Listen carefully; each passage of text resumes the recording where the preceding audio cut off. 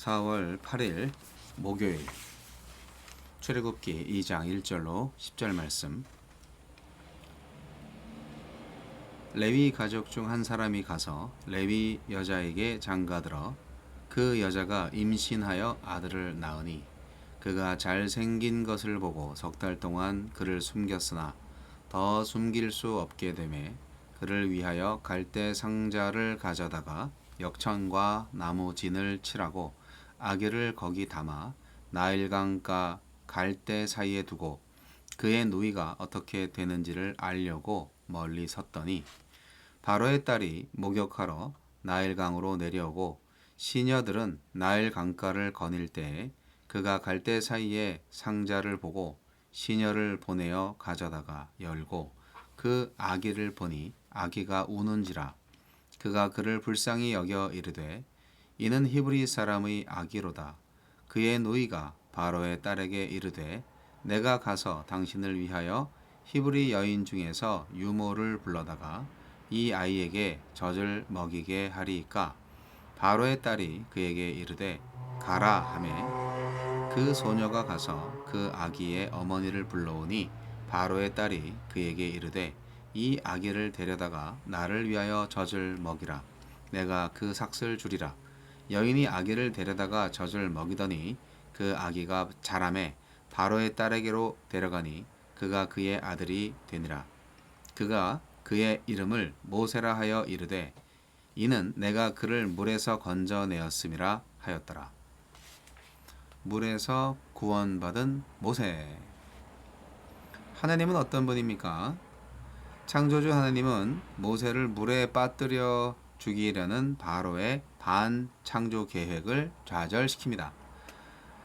혼돈의 물을 이기고 뭇을 만드셨듯이 노아의 가족을 방주에 실어 홍수에서 살리셨듯이 바로의 딸을 통해 갈대 상자에 담긴 모세를 구원하셔서 그를 통해 장차 자기 백성을 애굽의 혼돈으로부터 홍해의 물로부터 구원하실 것입니다. 또한 바로의 잔혹한 계획을 그의 딸을 통해 좌절시키십니다. 공주의 불쌍히 여기는 시선은 자기 백성의 고통을 향한 우리 하나님의 자비로운 시선입니다. 하나님은 궁극적으로 바로의 유아 살해 음모로부터 자기 아들 이스라엘을 구원하셔서 죄와 사망 아래 신음하는 인류를 건져내실 것입니다.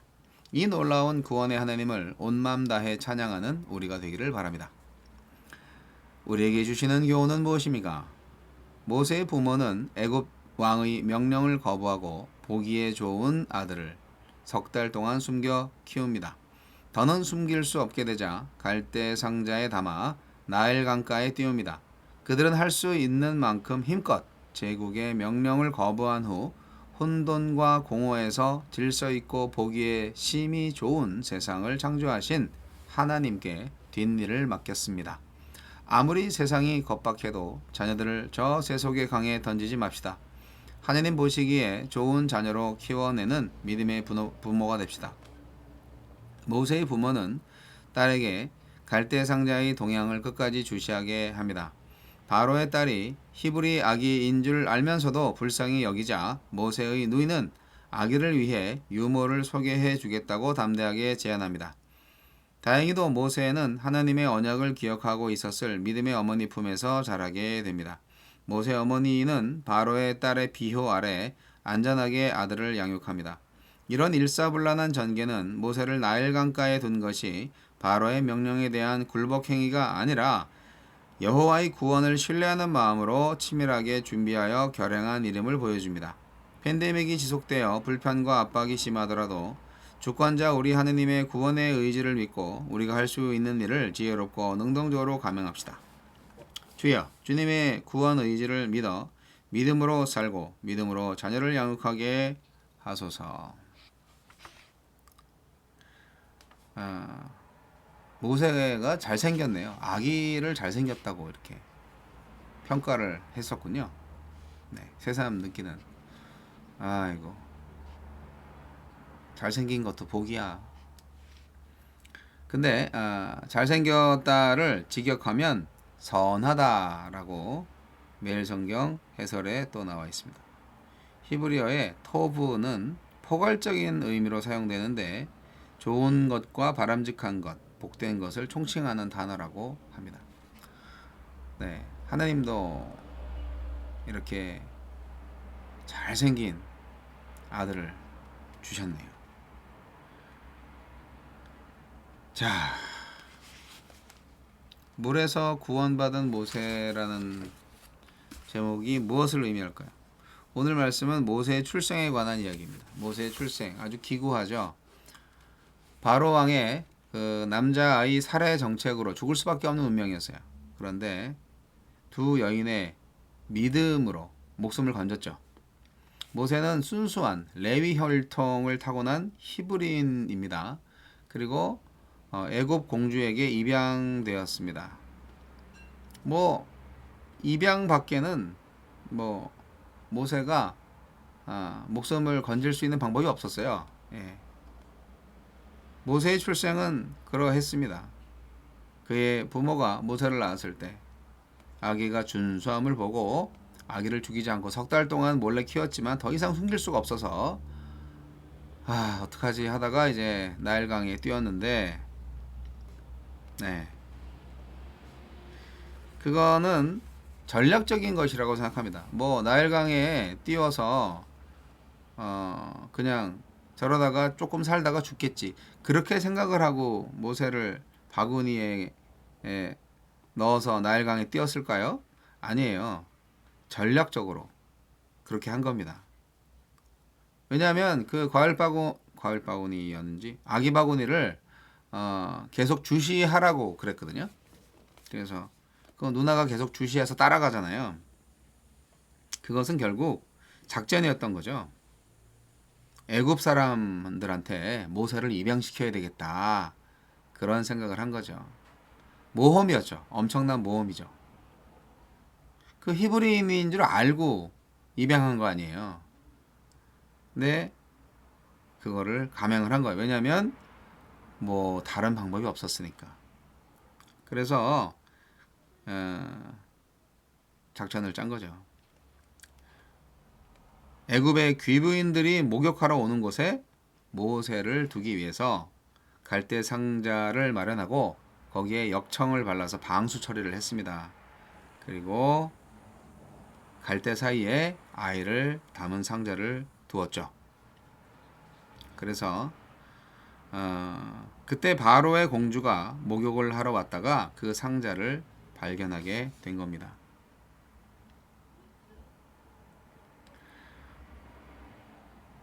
자, 우리가 그 나일강에 마치 갈대 상자를 띄어 보낸 것처럼 그렇게 생각을 해요.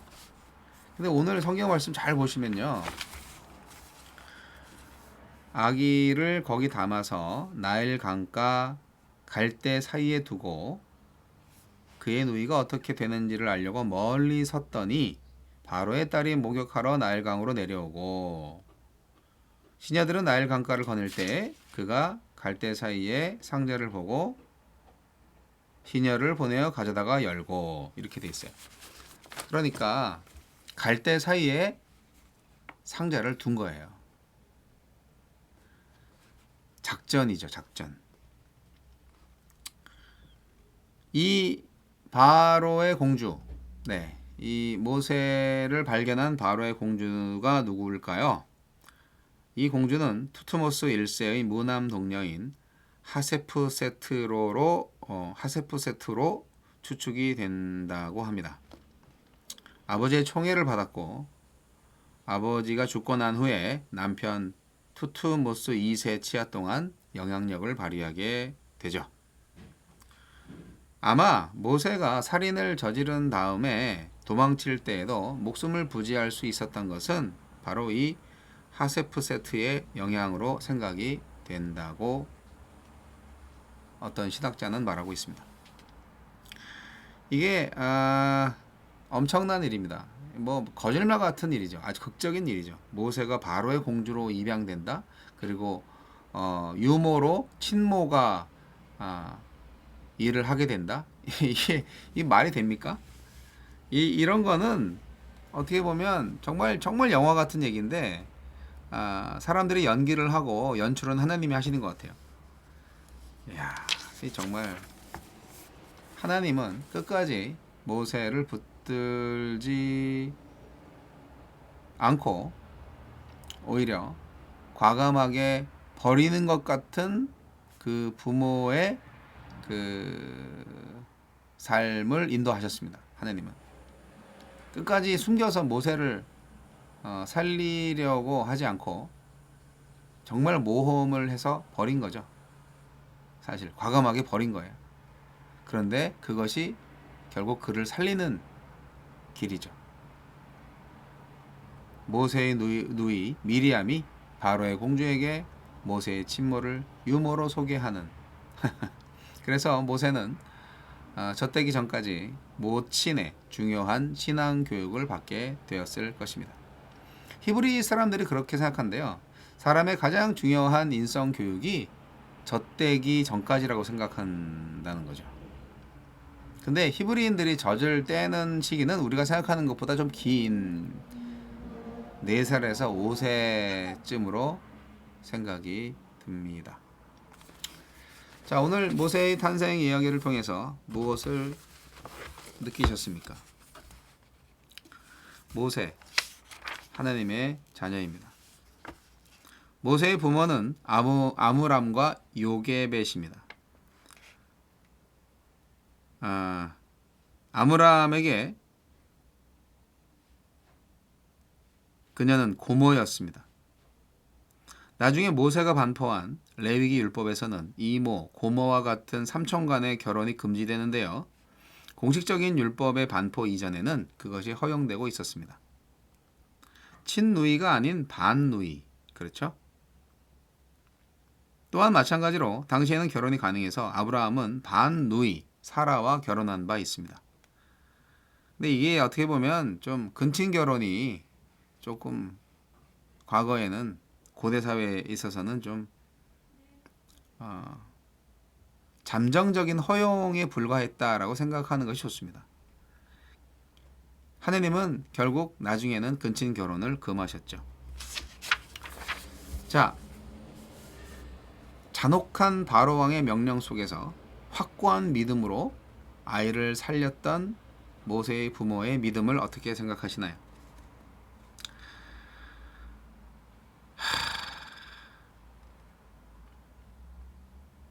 아이는 울고 죽일 순 없고, 하지만 하나님을 믿는 사람들에게 하나님께서 그 지혜를 주신 거죠. 바로는 아이 모세를 물에 빠뜨려서 죽이려는 계획을 세웠겠지만 모세의 부모가 의지한 하나님은 모세를 물에서 건진받은 자로 구원하셨습니다.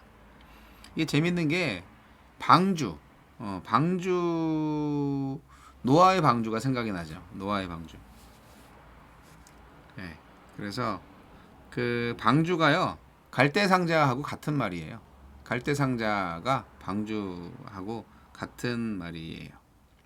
그래서 바로의 딸을 통해서 갈대상자 즉 방주에 담겨 있는 아기를 구해내게끔 한 하느님의 역사. 원수의 품에서 안전하게 이스라엘의 구원자로 성장시키는 하나님. 이 공주의 마음이 바로 아까도 말씀드렸듯이 자기 백성의 탄식을 듣고 권념하신 하느님의 자비의 마음이었다라는 것입니다. 바로의 공주는 하느님을 믿었다는 말은 없어요. 그러나 하느님이 그녀의 마음속에 자신의 마음을 투영시켰다고 볼 수 있어요. 하느님은 믿는 자와 안 믿는 자 모든 사람들의 신이잖아요. 다스리시는 분이죠. 그렇기 때문에 하느님의 구원을 간절히 바라면서 치밀하게 준비해서 결행한 모세 구출 작전. 네, 구출이라는 말이보다는 생존 작전. 그것은 매우 성공적이었습니다. 이것은 하나님께 대한 믿음과 또 그 믿음에 대한 실천, 담대한 실천, 그거를 통해서 이루어진 결과죠. 모세의 구원은 모세 아기의 구원은 정말 하나님만의 방법이었어요. 우리가 바로 이러한 방법을 선택을 해야 됩니다. 인간적인 방법이 아니라 하나님이 하실 수 있는 기적의 구원 사건을 저와 여러분도 경험할 수 있습니다. 네. 법대로 하면 죽여야죠. 그러나 인간의 법 위에 있는 하나님의 법대로 하면 살려야죠. 그러나 우리는 인간 사회에 살고 있어요. 어떻게 해요? 하나님께서 지혜를 주시고 인도하시는 대로 따라가면 됩니다. 모세가 구원받은 것처럼 우리도 구원받을 것이고 또 우리의 구원을 통하여서 나중에 세상이 구원을 받을 것입니다. 하느님이 우리를 사용하시기만 하면요. 모세를 살리신 하느님의 역사, 구원의 역사, 저와 여러분의 인생에 있기를 기원합니다.